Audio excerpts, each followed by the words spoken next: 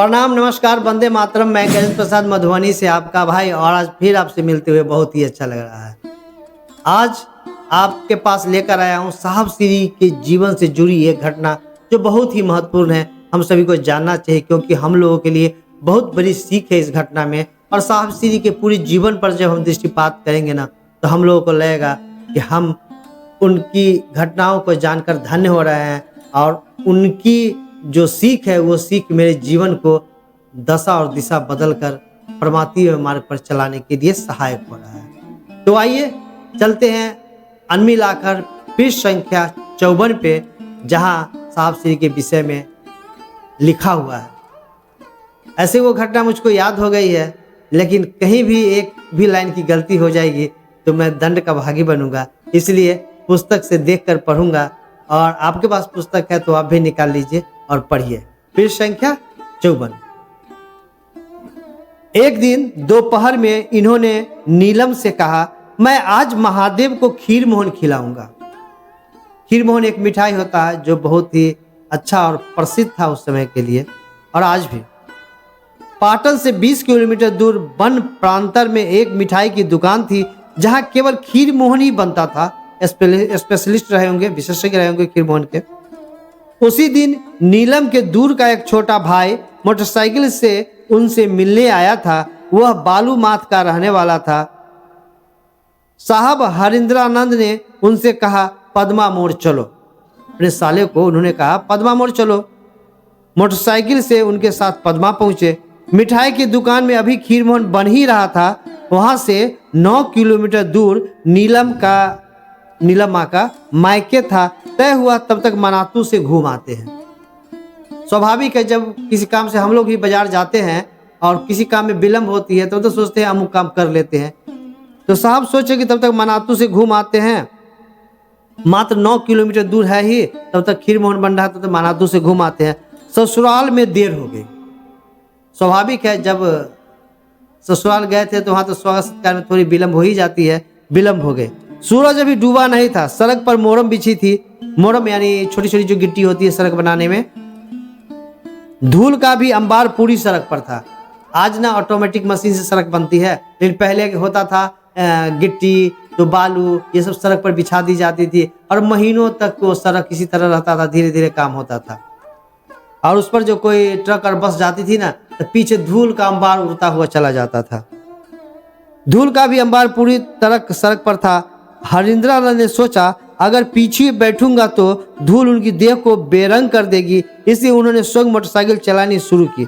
लगभग 100 मीटर आगे बढ़ने पर दूर सामने से लकड़ी लदा एक ट्रक आ रहा था। उन्होंने बाइक धीमी की और किनारे धीरे धीरे बढ़ने लगे। सड़क खाली थी।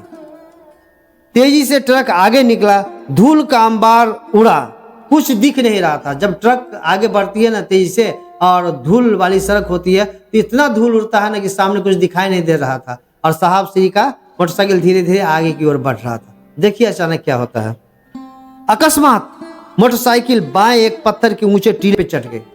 बाएं तरफ एक पत्थर का ऊंचा टीला की तरह उस पर चढ़ गए। संतुलन बिगड़ा। अब लगा तो दोनों घायल होंगे। अब लगा ऐसा कि अब तो दोनों घायल होंगे, कि ऊंचा टीला पर चढ़ गए हैं, मोटरसाइकिल गिरेगी, दोनों घायल होंगे। आश्चर्यजनक और अस्वाभाविक लगा कि अब गिर जाएंगे टीला पर से नीचे, दोनों आदमी घायल हो जाएंगे। और आश्चर्यजनक और अस्वाभाविक रूप से मोटरसाइकिल वापस सड़क पर आई और अपने पूर्व की चाल में चलने लगी। देखिए क्या कमाल हुआ। इस कमाल का राज लास्ट में खुलेगा। समझ तो गए ही होंगे आप। पीछे बैठा नौजवान अचानक चिल्लाया, मेहमान, जंगल में इतनी अगरबत्ती कहां से महक रही है? इन्होंने कहा, चुप। साहब से एक बार कहीं चर्चा में बोले थे कि जब कोई बड़ी सत्ता आती है ना, तो उसकी बात को केवल सुनना चाहिए, उसको महसूस करना चाहिए, कुछ बोलना नहीं चाहिए। उन्होंने कहा, चुप। शारीरिक संतुलन तो संभल गया, किंतु अजीबोगरीब घटना ने उनके मन को बेचैन कर दिया। खैर पद्मा पहुंचे। खीर मोहन खरीदा गया। मोटरसाइकिल की बत्ती जल चुकी थी, क्योंकि रात को चली थी ना। रास्ते की दुर्घटना की बात फिर चली। सहयात्री यानी उनका साला ने कहा कि महादेव को खिलाने हेतु हम लोग खीर मोहन लेने आए थे, इसीलिए बच गए। ऐसा हम लोग भी सोचते हैं, जब किसी अच्छे काम से कहीं जाते रहते हैं, कुछ दुर्घटना होती होती बच जाती है तो सोचते हैं अमुक घटना के कारण हम लोग बचे हैं, ये महादेव का लाख लाख शुक्र है। बिल्कुल यही बात उनका जो साला थे उन्होंने सोचा। हरिंद्रानंद खुद मोटरसाइकिल चला रहे थे, सड़क काफी खराब थी, इसलिए घंटे भर लग गए आने में।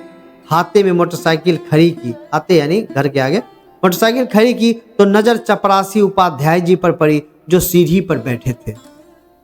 वे साहब को देखकर खड़े हो गए। उन्होंने कहा, उपाध्याय जी अभी यहाँ अंधेरे में बैठे हैं।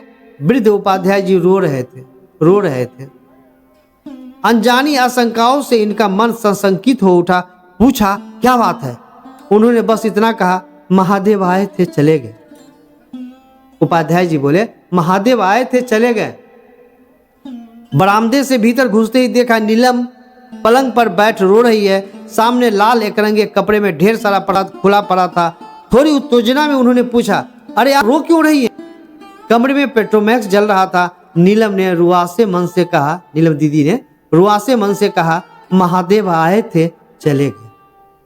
दीदी कह रही है, महादेव आए थे चले गए, इसमें रोने की कौन सी बात है? साहब बोले, इसमें रोने की कौन सी बात है? उनका आना और जाना क्या, वो अब भी यही तो होंगे ही। इन्होंने कहा, साहब श्री ने कहा, वे अब भी तो यही हैं। इन्होंने कहा, सामने पूजा घर में भी पेट्रोमैक्स की रोशनी जा रही थी। सबने देखा, चावल पर लिखा था, मैं यही हूं बेटा। चावल पर लिखा था, मैं यही हूं बेटा। बिजली तो 1 महीने से नहीं है, सो कमरे में पेट्रोमैक्स जल रहा था। नीलम का रोना कम हुआ तो उन्होंने बताया कि लगभग 7 बज रहे होंगे। बरामदे से एक आवाज आई। 7 बजे संध्या में बरामदे से आवाज आई, घबराना नहीं मैया, घबराना नहीं मैया, मैं बाहर ही बैठा हूं। मैया का पलाऊ में अर्थ होता है बेटी। मैया, नीलम ने समझा उपाध्याय जी हैं, क्योंकि वे नीलम को मैया कहते थे। दरवाजा बंद था। नौकर को आवाज देकर नीलम ने दरवाजा खुलवाया। उपाध्याय जी अंदर आए और उन्होंने दरवाजा बंद कर दिया। दरवाजा बंद करने के तुरंत बाद फिर आवाज आई, मैया हम बाहर ही हैं, घबराना नहीं। मैया हम बाहर ही हैं, घबराना नहीं, एक आवाज आई। उपाध्याय जी और नीलम घोर अरज में। नीलम ने दरवाजा खोला। बाहर घुप अंधेरा था। रोशनी का तो सवाल ही नहीं, क्योंकि प्रखंड परिसर का ट्रांसफार्मर 1 महीने से जला हुआ था। देखा बरामदे में चारों ओर धवल मधुर किंतु तेज प्रकाश फैला। लाइन नहीं थी, 1 महीना से ट्रांसफार्मर खराब था। और पहले की बिजली की भी यही हालत तो थी, कभी 15 दिन तो कभी 1 महीना गायब रहती थी। तो उन्होंने देखा कि बरामदे में चारों ओर धवल मधुर किंतु तेज प्रकाश फैला था। धवल मधुर किंतु तेज प्रकाश फैला था बिना बिजली के।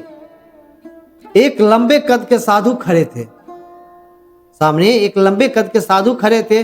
बोले, मैया प्रसाद लो। वो जो सामने साधु थे जिनके चारों रोशनी थी, वो बोले, मैया प्रसाद लो। नीलम ने प्रसाद ले लिया। हड़बड़ी में उपाध्याय जी को प्रसाद थमाते हुए सामने खड़े साधु के पैर पर झुक गई। अपने दोनों हाथों से उन्होंने उनके दोनों पैर को पकड़ा और माथा टेक दिया, मानो अपना सर्वस्व, अपनी पूरी श्रद्धा को समर्पित कर दिया। उपाध्याय जी अचंभित अल्पक देख रहे थे। नीलम ने पांव पर माथा टेके हुए कहा, आप चलकर थोड़ी देर बैठिए, साहब अब आते ही होंगे। दीदी आग्रह किए उस साधु से कि आप चलकर बैठिए, साहब अब तुरंत आते ही होंगे। वे महादेव को लाने के लिए जंगल से खीरमोहन लाने गए हैं। उत्तर मिला, मुझको सब मालूम है। वही साधु तो महादेव ही। वो बोले, मुझको सब मालूम है बेटा, जाने दो, बहुत जरूरी है, फिर आऊंगा। नीलम की एक नहीं चली। अचानक बरामदे में अंधेरा छा गया। अचानक बरामदे में अंधेरा छा गया। नीलम ने अपने को पाया कि वो अकेले बरामदे में बैठी है और माथा जमीन पर टिका था। अब साधु नहीं तो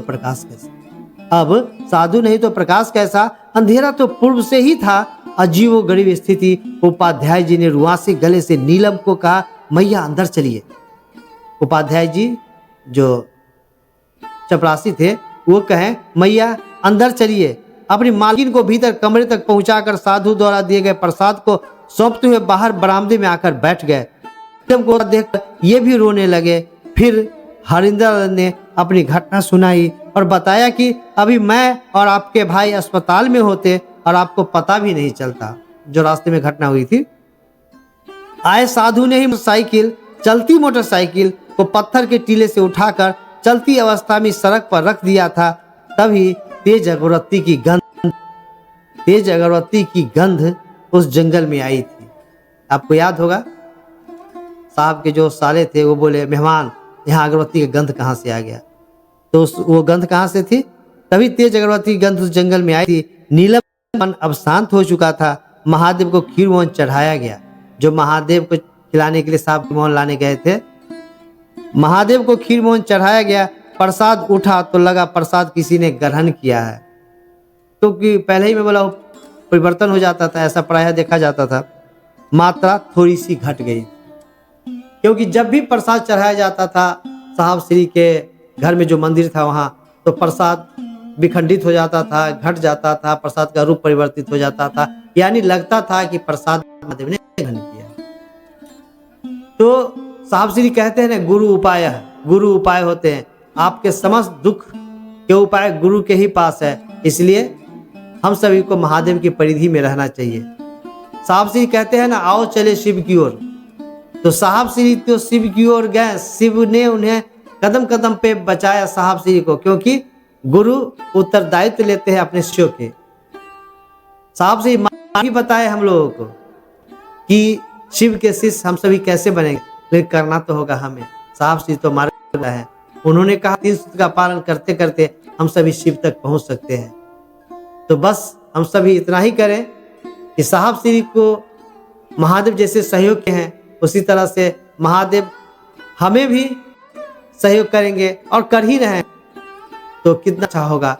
तो हम सभी साहब श्री के बताए हुए 3 सूत्र को करते हुए शिव तक पहुंचने का प्रयास करें, स्वयं भी आगे बढ़ें और अपने इष्ट मित्रों, सगे संबंधियों और जो हमारे भाई बहन हैं सभी से आग्रह करें कि आइए चलें शिव तक और शिव को अपना गुरु बनाएं।